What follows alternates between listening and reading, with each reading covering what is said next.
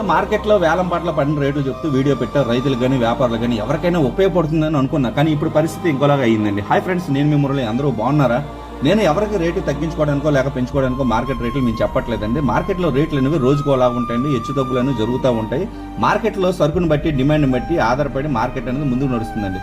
మీరు నా కంటెంట్ని మీరు కరెక్ట్గా గమనించకుండా మీకు నచ్చినట్టుగా మీరు మాట్లాడుకుంటున్నారండి. ఒక బ్రదర్ నాకు మెసేజ్ చేసి, అన్న మీలాంటి వాళ్ళు ప్రైస్ కంటెంట్ వల్ల మేము రైతుల దగ్గర చాలా నష్టపోతున్నామని మెసేజ్ చేశాడండి. ఆ మెసేజ్ కూడా మీకు స్క్రీన్ మీద చూపిస్తాను చూడండి. ఇవి నిన్నటి గెల్ల కాదండి, ఈ రోజు గెల్ల ఉదాహరణ కోసం మీకు చూపిస్తున్నానండి. ఈ గెలకు వచ్చేప్పటికి 200 కాయలు వస్తాయి, ఈ గెలకు వచ్చేప్పటికి 100 కాయలు 120 కాయలు వస్తాయండి. ఈ గెల 400 నుంచి 500 రూపాయల మధ్యలో పడుతుంది, ఈ గెల వచ్చి 150 నుంచి 200 రూపాయల మధ్యలో పడుతుందండి. ఈ గెలకి ఆ గెలకి పొట్టోడికి పొడి కొడుకున్నంత తేడా ఉందండి. దేని వాల్యూ దానిదే. మీరు దీనికి దీనికి ముడిపెట్టి మీరు మాట్లాడొద్దండి. నా మనవి ఏంటంటే, నేను చెప్పింది ఎవరికి విరోధం కాదు, మార్కెట్ నిజం మాత్రమే. అర్థం చేసుకున్న వారు ఉంటే చాలు. నా కంటెంట్ మీకు నచ్చితే లైక్ చేసి షేర్ చేసి సబ్స్క్రైబ్ చేయండి. బాయ్.